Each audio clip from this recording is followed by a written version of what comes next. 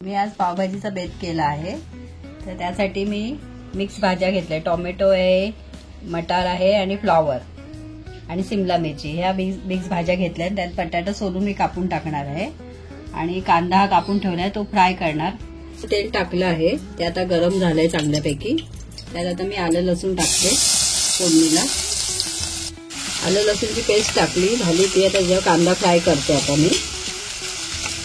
कांदा फ्राय झाला की मग भाज्या टाकायच्या त्याच्यात। कांदा झालाय चांगला लाल, आता त्याच्यात हिंग टाकते आणि 1 चमचा हळद।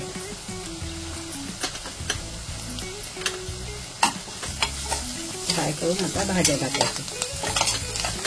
आता भाज्या टाकते सगळ्या।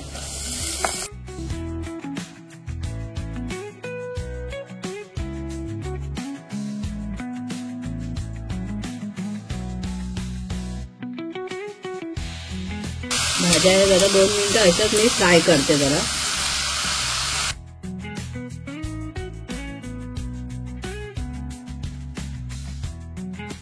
2 मिनिटं आता परतून झाली आहे भाजी।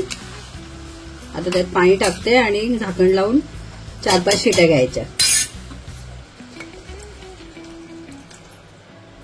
आता झाकण लावून त्यासाठी 4-5 शिट्या घ्यायच्या, 5 शिट्या तरी घ्याव्या लागतील।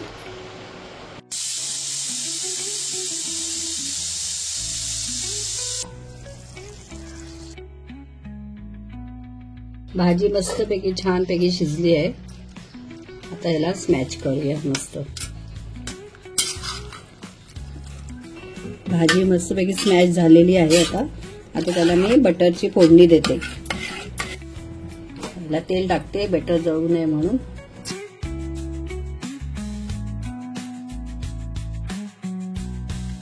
बटर थोडं गरम झालं, त्याच्यात पावभाजी मसाला टाकला आणि मिरची पावडर थोडी तिखटपणासाठी। आता चवीपुरता मीठ टाकते आणि 1 उकळ घेते भाजीचा। भाजी तयार।